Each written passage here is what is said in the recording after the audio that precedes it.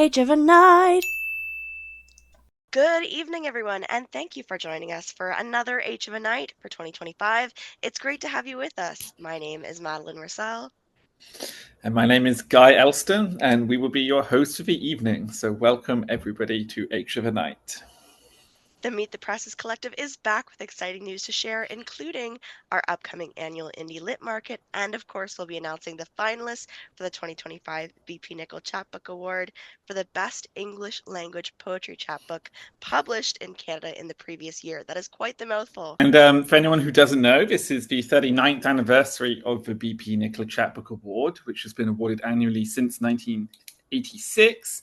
Previous winners include Jason Christie, Sonnet Labbe, Lisa Robertson, Susan Musgrave, and many, many other brilliant poets. Not to mention the many thousands of incredible submissions we've received and finalists we've had over that time. Meet the Presses, we're absolutely honoured to play our part in continuing this annual prize and highlighting the many brilliant things happening in the vibrant Canadian poetry chapbook scene. But before we go any further, Meet the Presses, which is historically operated out of Toronto, would like to collectively acknowledge our presence on the traditional territory of many Indigenous nations. The area known as Toronto is located on the traditional territory of the Anishinaabe, the Haudenosaunee Confederacy, the Wendat, the Métis, and the Mississaugas of the Credit First Nation. Toronto remains home to many First Nations, Métis, and Inuit people today. This territory is also covered by the Dish with One Spoon Treaty and the Two-Row Wampum Treaty, which require all those who use the land to do so responsibly, to care for the land and share it peaceably. As this is a virtual event and many of you may be calling in from across the continent, we invite you to take a moment to acknowledge the lands you inhabit and the many Indigenous peoples who have called those lands home since time immemorial. Whether we're writers, publishers, readers, or dreamers, we are all stewards of storytelling. It is our responsibility to acknowledge the past, no matter how uncomfortable, and to understand how it has shaped our present in order to continue the work of building a better future. Thank you, Madeline. Now, before moving on, we do have a few changes to announce to our membership at Meet the Presses this year. So our collective is now comprised of your host here tonight, myself, and me, as well as Gary Barwin, Claudia Kindrachuk, Jennifer Lovegrove, Renee Sargini-Saklakar, Urjani Swalek, and Aaron Tucker. Founding members emeritus are Paul Dutton, Maria Erskine, Ali Fleming, Beth Follett, Maggie Helwig, Lee Nash, Nick Power, and Stuart Ross. Speaking of our founders, this past year in June, we were struck by the very unfortunate loss of Paul Dutton. Born in Toronto on December 29th, 1943, Paul was a significant and long-standing figure in Canadian and international experimental poetry, sound poetry, textual work, and visual poetry. He was a member of the Four Horsemen and, from 1989, the CCMC. I'd like to quote our longtime member Gary Barwin from his blogs on the Periodicities blog spot, titled Gary Barwin, A Few Words on Paul Dutton, in which he said, like everyone else, I'm going to sorely miss this exceptional man. Loving, funny, anecdotal, discursive, argumentative, fulminating, and supportive. I'm going to continue to revisit his inspiring recordings and books. And here on the internet, let's raise a never quite full enough virtual glass to the memory of the extraordinary Paul Dutton, sound singer of singing, sound, and the song. So thank you to Gary for putting to words so beautifully how profound of a loss this was for the small press community in Canada. As a non-profit, Meet the Presses wouldn't be what it is today if it weren't for the many volunteers who've come and gone over its long lifetime. So we want to honor and thank Paul for everything he gave to this collective, whether it's through managing award submissions, crafting social media content, reaching out to jurors, organizing physical spaces for events like the Indie Lit Market, or the crucial but often overlooked tech support. Outstanding folks like these volunteers make it happen. If you'd like to help support Meet the Presses with administrative costs, future indie lit markets, the bpNichol Chapbook Award, and all of the work we do as a collective supporting the Canadian independent literary industry, then please consider taking a short visit to meetthepresses.wordpress.com, where you can make a donation via PayPal to keep Meet the Presses moving, shaking, and making changes. And we've recently started accepting e-transfers via to meetthepresses@gmail.com. Absolutely. And any donation is massively appreciated. But now we're ready to begin. So please sit back, grab your drink of choice, and get ready to enjoy an H of a night where we'll be announcing the finalists of the bpNichol Chapbook Award, as well as what I'm most looking forward to, actually listening to some readings from the finalists themselves. We'll also be giving a little insight into what the indie lit market will look like this year on Sunday, November 2nd in Toronto. Tonight, we're excited to be joined by Kate Siklosi and Dani Spinosa. Kate Siklosi, she, her, is a Toronto writer, scholar, and responsible business witch. Her work includes 6 chapbooks of poetry and 2 full-length collections, Leavings, published by Tim Glissette in 2021, and Salvage, published by Invisible in 2023. She is the curator of the Small Press Map of Canada. And Dani Spinosa is a poet, scholar, educator, writer, and a trained full-stack developer. She is an adjunct professor, a software developer at Hatch Coding, a digital and creative project manager, a co-funding editor of Gapbright Press, president of the feminist literary journal Cantheus, the managing editor of the Electronic Literature Directory, and the author of 2 books, OO Typewriter Poems, published by Invisible in 2020, and Anarchists in the Academy by University of Alberta Press in 2018. She's published several chapbooks of poetry and several more peer-reviewed journal articles on poetry. She lives in beautiful Wasaga Beach, Ontario. Kate and Dani are here to talk to us today about the small press community at large, and we're honored to have them with us. So please, Kate and Dani, take it away. Wow, the animation is so perfect. Okay, hello. Hello and welcome to our business proposal presentation for Small Press in a Dangerous Time, a proposal for survival. And today, Kate and I just wanted to bring you some ideas that we have for the ongoing survival of the small press community. We know that it is a difficult time right now to be running a small press, to be making chapbooks, to be encouraging literary community. And we wanted to really bring some practical ideas to you to think about how we can continue to do this work when it feels like it's getting harder and harder all the time.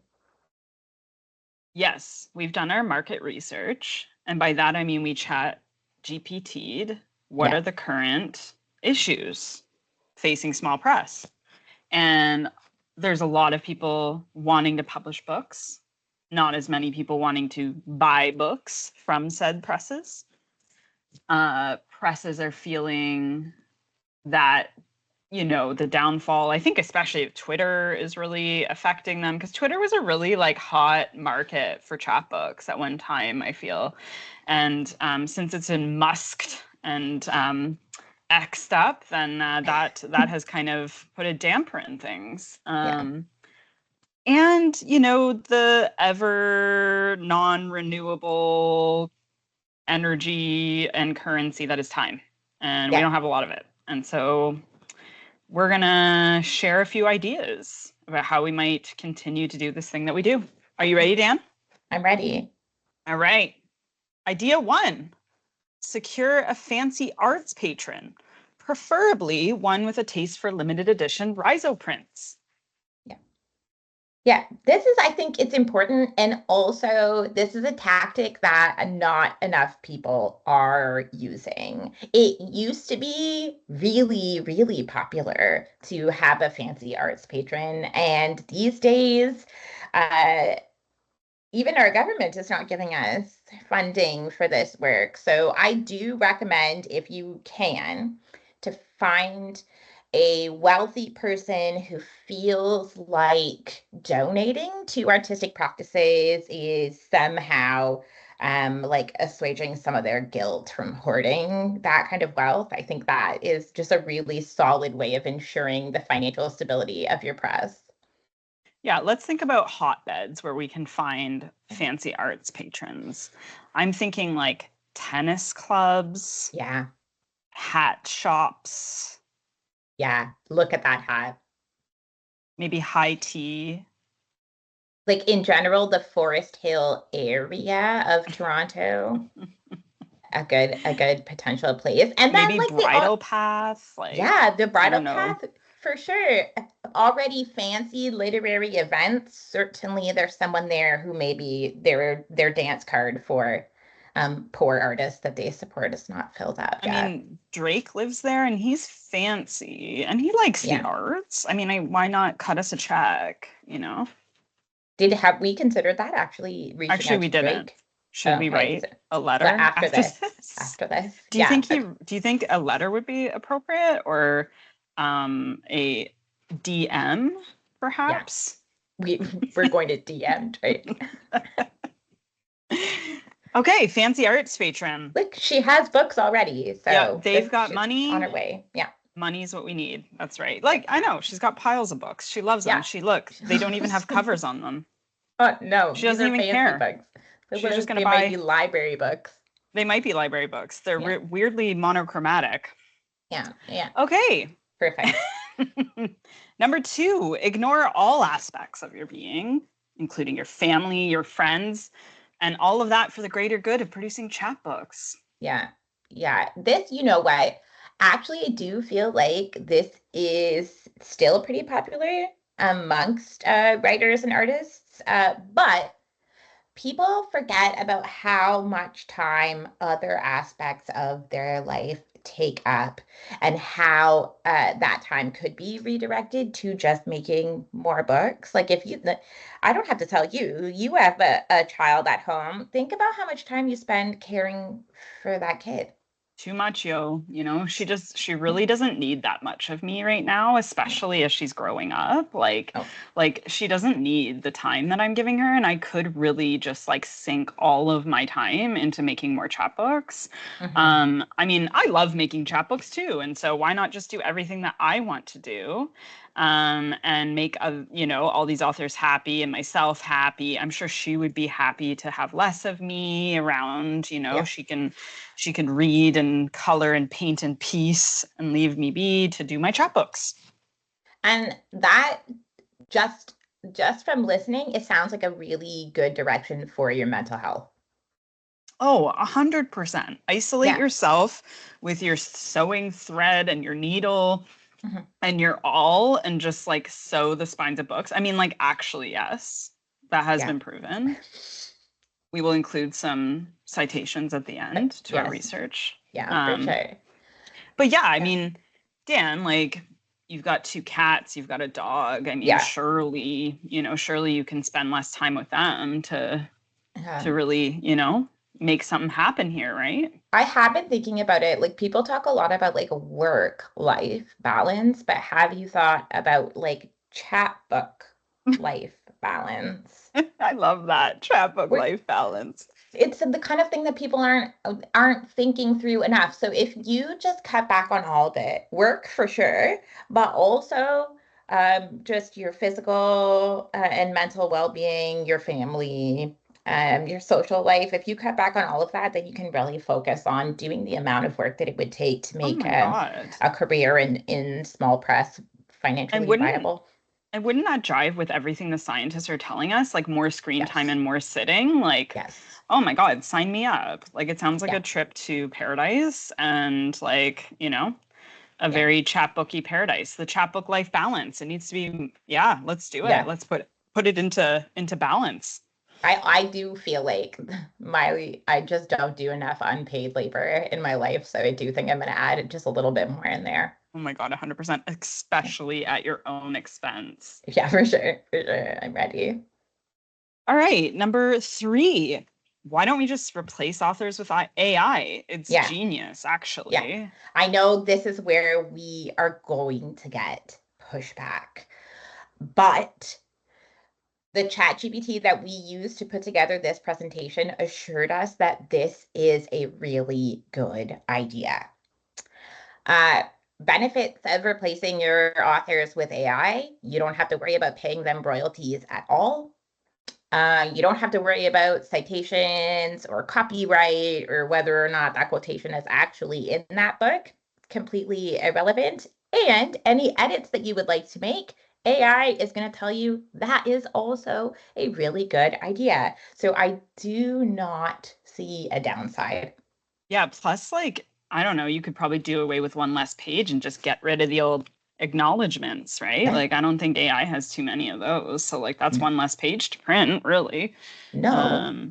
Or you know. if you wanted more acknowledgements, you could generate 10 to 15 pages of Oh my acknowledgements God. really, really Of quickly. course. Just like pages of gratitude Yeah. on the ready. Like, we need more of that in chapbooks, don't we, actually? Like, why have we relegated only one page to acknowledgements when you could have 15? And then maybe like just 2 of poetry? Exactly. It doesn't matter if any of those people actually exist. The point is that you're grateful. 100%. I like this. I mean, look how smooth this gentleman's skin is. You can imagine his poetry is even just as smooth. Is the coffee cup melting into the plate? I think it's a cool saucer situation, and it's just dissolving. Yeah. That looks real. Yeah. He's extra shiny. So shiny. All right. Final suggestion. I mean, we can go all night, but like I feel like we want to just be like kind to our audience, because what we're saying is just like so revolutionary that I just like want to give people time to like let it sink in and really, just like really take it in and see if they can really make some of these things happen in their own chapbooky lives. So last suggestion for now, solicit submissions from literally every man on the planet. Yeah, this is a cause that's close to our hearts specifically. And one that we've been really thinking about like quite a bit, encouraging a diversity of authorship.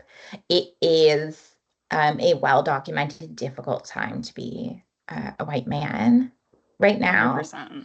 Yeah, especially in publishing and especially in small press, it's tough.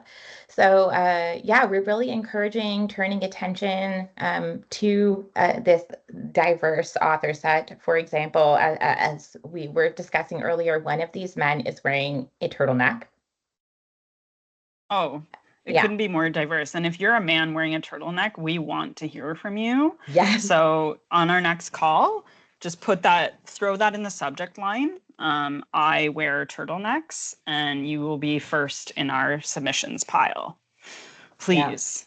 Yeah, please. In all seriousness, it's tough out here to get really, a lot of men submitting to our calls. Like, and so how do we make the calls more attractive to men? What would you suggest? Plaid, I guess. Incorporate more plaid. Just I like that. I feel like next fall, instead of pumpkin spice season, it's going to be plaid season up at Gap Riot Press. And we're just only going to solicit submissions from men that deal primarily with plaid. We might accept flannel, maybe, but it has to be really good. Yeah. Men love flannel. Don't they ever? They do.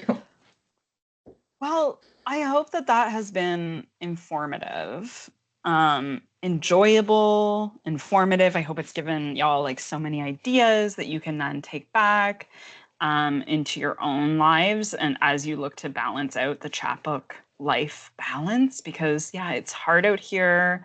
We're here for you. We totally understand. We're in this together. And so if you do have any questions, like, please drop us a line. We're happy to chat. We are also in this with you. And so we want to really, make better chapbooks, make more chapbooks, have all of the money, have all of the men, all of the AI, and leave our children behind. Yeah. Sorry, Claudia. All right. Bye, y'all. Thank you so much to Dani and Kate for joining us tonight. Catch Gap Riot Press at this year's Indie Lit Market. Speaking of which, I'd like to throw it over to Guy, who's been our curator and facilitator for this year's market. So as you may know already or have seen on our social media, Meet the Presses is bringing our annual Indie Lit Market to the Cecil Centre on Sunday, November 2nd. The Cecil Centre is a fantastic not-for-profit, multi-purpose community space in the heart of Toronto, near to Spadina and College. Very easily accessible by public transit. So we're thrilled to be bringing over 30, maybe over 40 presses to this great venue to showcase all their diverse work. Don't have time now to cover all the presses that will be there, but to mention a few: Coach House, Palimpsest, Porcupine's Quill and Gordon Hill Press, Baseline, Knife Fort Book, Auger, many, many, many more. There's going to be a bunch of readings, including from some of our shortlisted bpNichol Chapbook Award poets, and a bunch of book signing opportunities and great opportunities to meet leading lights in the Canadian small press scene.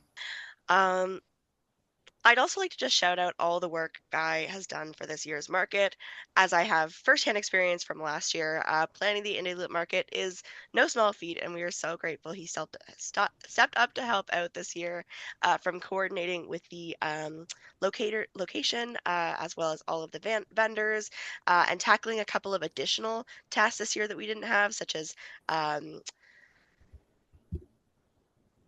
furniture rentals and things such as that, as well as a raffle, which we're going to be having this year. I'm so grateful to you for all the work you've done this year, Guy. Thanks, Madeline. That's super kind of you. Indie Lit Market is also, of course, where we will announce the winner of this year's bpNichol Award. But before that, we need to know who the finalists are. So as we've mentioned already, the bpNichol Chapbook Award recognizes excellence in Canadian poetry in English, published in chapbook form in Canada. The award celebrates the work and life of bpNichol, a preeminent Canadian poet who devoted his career to expanding the possibilities of language, creating visual and sound poetry within and in addition to his numerous books and countless chapbooks. Nichol was a mentor to many writers and an inspiring community builder. He was an advocate for poetry in general and a champion of small press publishing in particular. We'd like to highlight that Some Lines of Poetry, a selection of 80 pieces from his 1980s notebooks, came out not too long ago on Coach House Press, I think late last year. As bpNichol said, supporting small press is supporting literature on the cutting edge. Small press is the guardian of literary culture and free speech, and we couldn't agree more. And that is exactly the ethos of what we work by at the Meet the Presses. Towards the end of his life, Nichol co-founded with Philip McKenna of the Phoenix Foundation a Poetry Chapbook Award, which after Nichol's passing was renamed in his honor and has continued under the aegis first of the Phoenix Foundation and currently of Meet the Presses. The prize is awarded to a chapbook judge to be the best submitted. The author receives $4,000 and the publisher receives $500. The $4,000 prize is generously provided by an anonymous donor, and the $500 prize is generously provided by Carl Jurgens and Michael Dean. Before we announce the winners, we want to thank and commend these generous donors for their support, which is absolutely vital for continuing the legacy of this great prize. Okay. So this year, we're incredibly fortunate to have judges Kevin Spence and the duo Maid. To introduce them, a poet, teacher, and reviewer, Kevin Spence, he, him, has published 4 full-length poetry collections, most recently A Bouquet Brought Back from Space, and 17 chapbooks, most recently Windowful on Angstcover Press this year. He is one of the organizers of the Dead Poets Reading Series, has a chapbook review column for Subterrane magazine, occasionally co-hosts Wax Poetic on Vancouver Co-op Radio, and is one of the poetry ambassadors for Vancouver's newest poet laureate, Ellie Kralji Gardner. He is the 2025 Poetry Mentor at the Writer's Studio at Simon Fraser University in Vancouver on unceded Musqueam, Squamish, and Tsleil-Waututh territory, where he cohabitates with the one and only Cheryl Rossi. We are also joined by Made. Made is a collaborative writing entity, a unit of two voices fused into a single poetic third. It is a name given to the joint authorship of Mark Liberté and Jade Wallace, artists whose active solo practices, while differing radically, serve to complement one another. Their work has appeared in literary journals internationally, including Augur, CV2, Grain, Prism, Salamander, The Woodward Review, and Vallum. Made has written 4 chapbooks, including the bpNichol Award shortlisted A Trip to the Zoo by Collusion Books in 2020, and Made's debut full-length poetry collection, Zoo, is out now from Palimpsest Press, and another collection, Detourism, is forthcoming with Palimpsest in 2028. More at ma-de.ca. Kevin and Made have read many, many submissions over the past few months and selected 5 exceptional finalists. So, without further delay, let's hear who they are. So first up, we have Failed Afterlives by Ryan Kapp from The Blasted Tree. Our judges said that the multiform poetic text presented in Ryan Kapp's Failed Afterlives move like bumblebees from pop culture to academic theory to personal conversation, turning disparate flowers into a single multifloral honey. Hovering between lyrical pantology of death and dismissively self-conscious witticism, this chapbook is a remarkable success. Five from Hem is another finalist by Anik McCaskill, published by Gabriel Press. The judges said within the span of 5 poems, Anik McCaskill's Five from Hem manages a feat few achieve even in a full-length work. The articulation of a personal poetics, laying classical translation against vibrantly contemporary reimaginings and forming them along the lines of her own distinctive shorthand. McCaskill creates a snow globe cosmos that transcends millennia. Our third finalist is Microchimera by Jeremy Luke Hill, out on Baseline Press. The judges said, stunningly strange and fantastically complex, the sequence of Jeremy Luke Hill's Microchimera twists personal parenthood and creaturely biology into a single poetic helix. Obsession begets repetition, and mundane life reiterates into myth, in a multi-headed song of the blood in which past lives die always, trail their dead selves, like angels of history trail refuse of time, sloughing off dead cells and empty eggshells. These are poems to appreciate on a first reading, discover on a second, and learn from in all subsequent rereads. Permutations, Paula Turcotte, published by Baseline Press. The judges said Paula Turcotte's Permutations triangulates the surreal, pop culture, and playfully gritty eroticism into poems that sizzle. Smart, funny, and fantastically varied in phrasing and form, Turcotte's poems render the world livable for another day under a panoply of rituals. And finally, we have The Whole Catastrophe by Jamie McCarty, published by the Vallum Chapbook series. And our judges said that in the long poem Allowing for Betweens, which opens The Whole Catastrophe, Jamie McCarty reconfigures new spaces for attentiveness within an eco-poetic centered on grief for the loss of someone to suicide, which is itself both a spur to elegy and an occasion for reflection upon environmental devastation. This poem transforms a moment's journey into searing poetic intensity. Thank you so much to Kevin and Made, and massive congratulations to the poet finalists and the presses.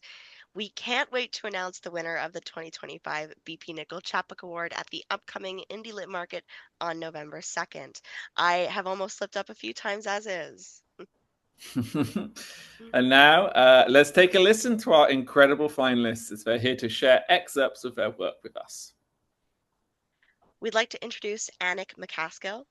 Anik McCaskill is the author of 4 books of poetry, including Shadow Blight by Gasparo Press in 2022, winner of the Governor General's Award, and Votive by Gasparo Press in 2024, which was recently shortlisted for the Maxine Teens Nova Scotia Poetry Award and the J.M. Abraham and Atlantic Poetry Award. She previously published a chapbook, Brotherly Love, Poems of Sappho and Syrinx, with Frog Hollow Press in 2016, a new bilingual chapbook. Verfondre Worme is forthcoming with Baseline Press. McCaskill's poems have appeared in journals across Canada and abroad, and in the Best Canadian Poetry Anthology series. McCaskill is a member of Room Magazine's Growing Room Collective and the founder and publisher of OPAP Press. She lives in Halifax, Nova Scotia, on the traditional and unceded territory of the Mi'kmaq.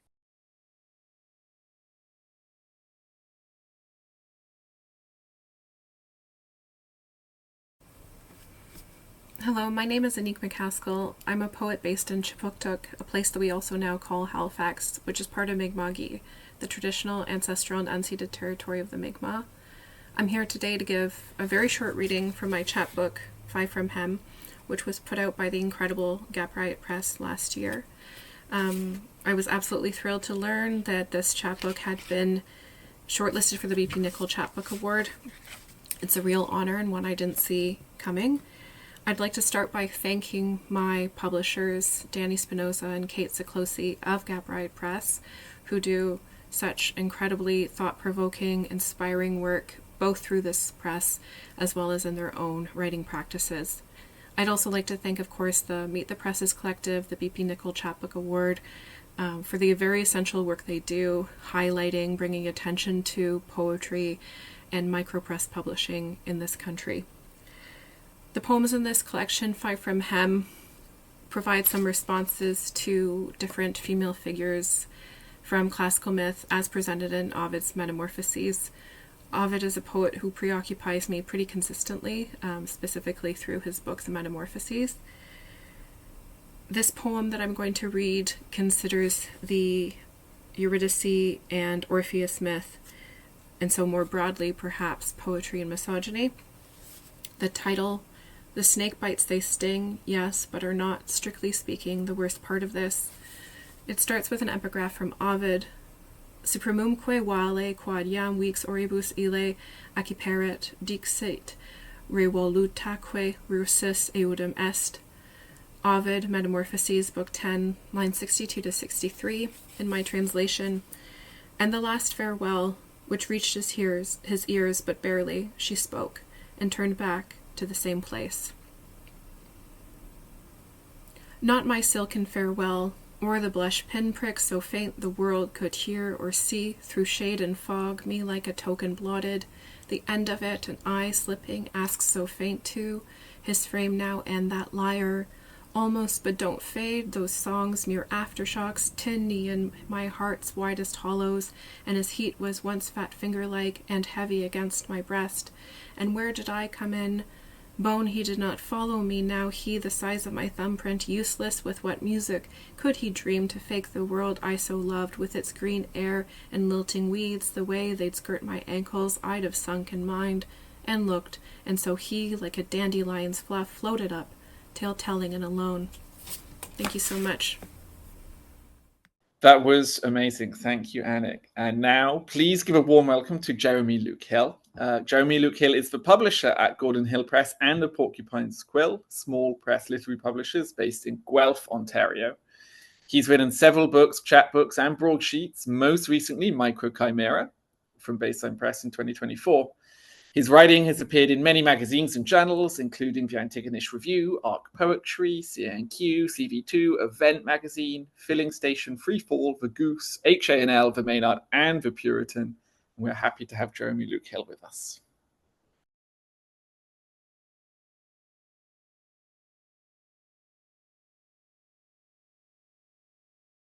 Hi there, I'm Jeremy Luke Hill.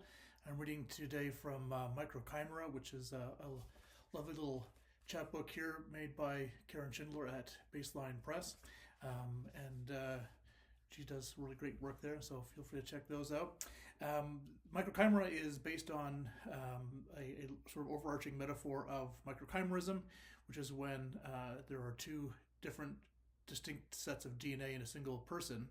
And usually that happens during pregnancy when the child's DNA passes through the placenta to the mother, and the mother can actually hold that in her body for the rest of her life, which is kind of a a fascinating thing to think about. And I use it as a way to go into questions of adoption and fostering and other kinds of parenthood. Like fetal cells born by a mother's blood, we bear our children still, long after birth, alizarin longing through the heart. Their foreign selves incorporate with us become chimera, wolf and hawk and ram, not flesh of our blood, nor bone of our bone, but blood bound to blood, microchimeric conceptions of all our sons and daughters. Though all else miscarries, we carry them, like immunity, cancer, oxygen. Pain does not choose the place of epiphany, but is itself the place. The wafer-thin host of flesh, the bitter-herbed wine sponged and speared, the empty womb of a woman who haunts the house of mercy, heedless of the voice, clear as this, not children of our own, but mine. She cannot see the witch glove that mantles her hair, the runes that scribe her forfeit sons to her forehead, hawk and wolf and ram, these three, traced by a fingertip, not yours, but mine. How love them as your own, their forfeit flesh and bone, all that's bred there in the marrow. How incubate those parasitic broods of cuckoo cries, klepto-parasitic hungers calling across taxonomies. How nurture nature's changelings baptized thrice in eggshell shards and foxglove charm dispelled. Say rather, how embrace the stranger child against its fearful need, remain unmoved to claim it with the birthright of your name. Thank you so much, Jeremy. And of course, we have the incomparable Paula Turcotte. Paula Turcotte lives in Calgary, Alberta. She is the author of the chapbook Permutations, published in July 2024 by Baseline Press. Her poems have been shortlisted for the Malahat Review's Far Horizons Poetry Prize and longlisted in Room's Poetry Contest. You can find her recent work in Cantheus, Prism International, and elsewhere.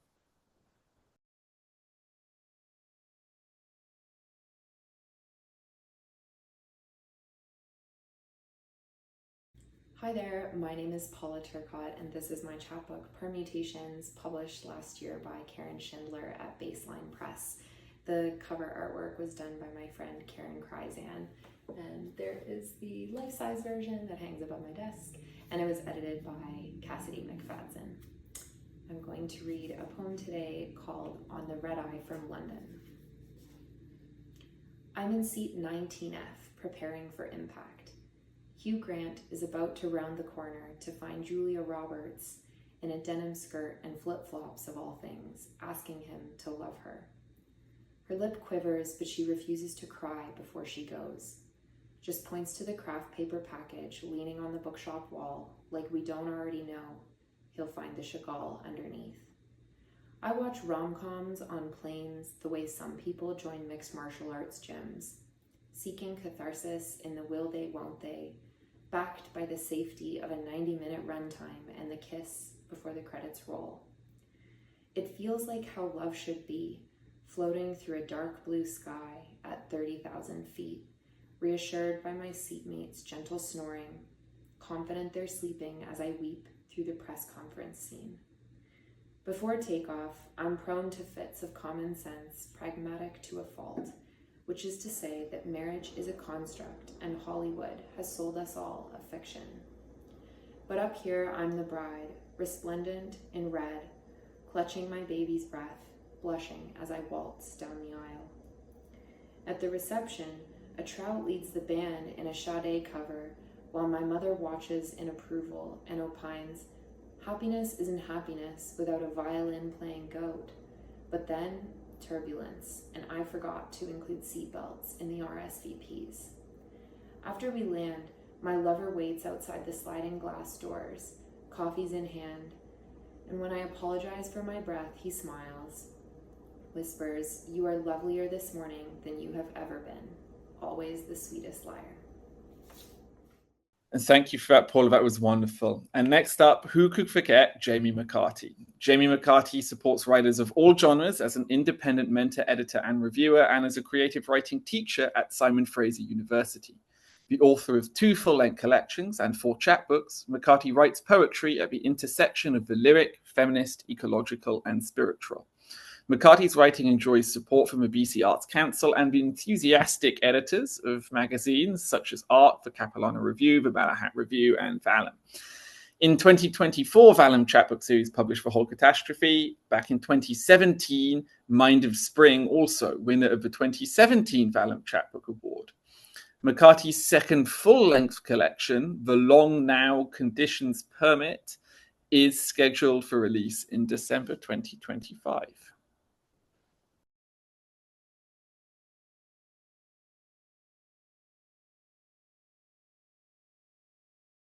Hello, my name is Jamie McCarty, and I'm delighted to introduce my chapbook, The Whole Catastrophe, published by Vallum Chapbook Series. The Whole Catastrophe consists of 3 poems. Allowing for Betweens, the opening long poem, takes place on a road trip between Whitewater Draw and Bosque del Apache wildlife refuges, and is an elegy for a dear friend. The poem occupying the center of the chapbook is a mesostic, a type of acrostic invented by experimental musician John Cage. This poem celebrates beloved Earth and its biodiversity. Whole Catastrophe, the closing long title poem, dares to hope for a deep, intimate connection. I will read excerpts from the opening poem, Allowing for Betweens. Whatever state we are, each other's passengers, whatever state we are as driven, as drawn. She took her leave and went ahead. I pretend I know where we're going. From draw to bosque, a common crane is flying. By December sun, Earth's geomagnetic field as driven as drawn. Among sandhill cranes, a solo common crane, but we don't know that yet. If the possibility of withstanding, then I want to withstand her absence, to live as she lived, a life entire. As risen, as dawn, as given, as gone. Maybe to know the present, to survive, to continue, requires a wave hello to whatever grief arrives. Hello, how do we live here a life which we give back afterward? From the copper state to the land of enchantment, my darling, I am in love with earth, black earth, red earth. Whatever state we are, as driven, as drawn, as given, as gone, as risen in pre-dawn, we witness the all at once first light thrill lift, ribbon of geese and cranes.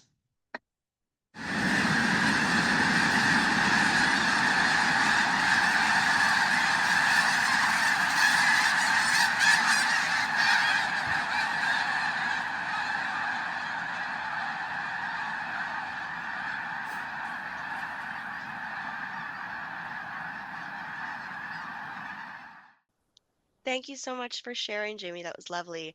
And last but certainly not least, Ryan Kapp. Ryan Kapp is a Chinese-Canadian writer from Strathroy, Ontario. They are the author of 3 chapbooks, and their work has appeared in Augur, Grain, Cantheus, Carte Blanche, The Rumpus, and elsewhere. Ryan is a PhD candidate in English and creative writing at the University of Calgary and the editor-in-chief of the Ex-Puritan. You can find them online at ryancap.com and X/Instagram at ryancap.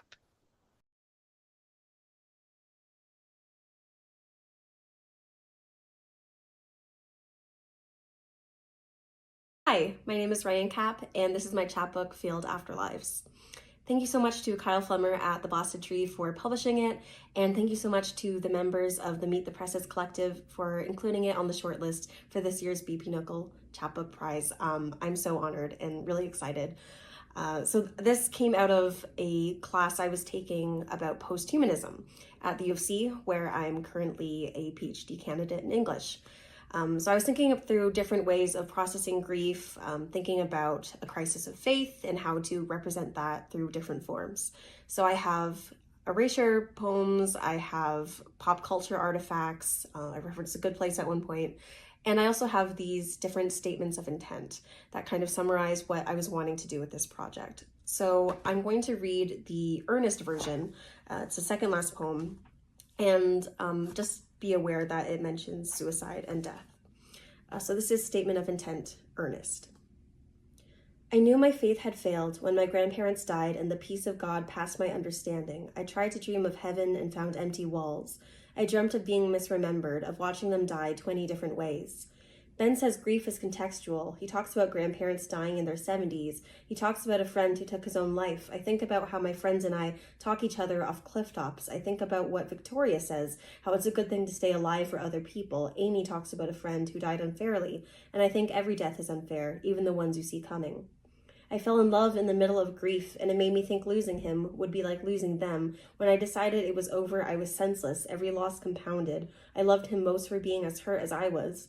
Maybe that's why I couldn't let his absence settle. I think every ending is unfair, even the ones you write yourself. Ray Dottie says we are virtual corpses. She says the prettiest version of suicidal ideation I've ever read. She says that the wish to die is another expression of the desire to live intensely. She says we all want to die in our own fashion. She says we are virtual existential suicides.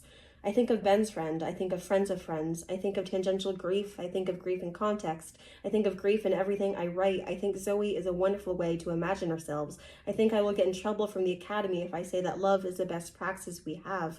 I think I want that more than lying silently in the stillness of non-life. I decide not to die in a new city because I have a dog. And it'll be cruel if no one can let him out, because I have still not copied enough keys for everyone I love to walk inside. I decide that's what I want more than anything. A tweet says, I hope death is like being carried to your bedroom when you were a child and fell asleep on the couch during a family party. I hope you can hear the laughter from the next room. And I decide that even if God's not there, all the rooms he prepared are still ready. I decide that theory does not defeat grief. I decide that friends are good reasons to decide to be alive. I decide that I have not solved death. I decide that I am glad. I decide that I am not a corpse. I am alive, alive, alive. Thank you so much.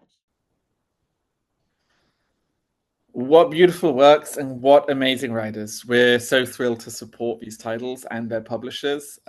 If you're interested in purchasing anything of the chapbooks, you can, of course, go to the publisher's website to get any of them. Find details of all the finalists as well on our social media, and we'll have our wonderful volunteers posting the link to these chapbooks in the chat right now. So thank you again to all our finalists, and thank you again to everyone for watching and supporting tonight. Yes, thank you so much for attending an H of a Night. If you want more small presses, more chapbooks, and more amazing writing, and of course to find out the winner of the bpNichol Chapbook Award, make sure to join us in Toronto on November 2nd for our annual Indie Lit Market at the Cecil Centre, along with some of your favorite small presses from across Canada. Keep an eye on our website and on our social media, Twitter and Instagram, for events, for updates on event information and more. And congratulations once more to the Blasted Tree, Gap Right Press, Baseline Press, and Vallum Chapbook Series, as well as our finalists, Ryan Kapp, Annick McCaskill, Jeremy Lukill, Paula Turcott, Jamie McCarty. Your writing and talent deserve this kind of recognition and love. Absolutely. Thank you once more to everyone for coming out today and for supporting independent Canadian literature. We wouldn't be here without you. Really hope to see all of you on November the 2nd at the Indie Lit Market as well. So for a final time, thank you everybody and good night. Good night, everyone. Thank you for joining us.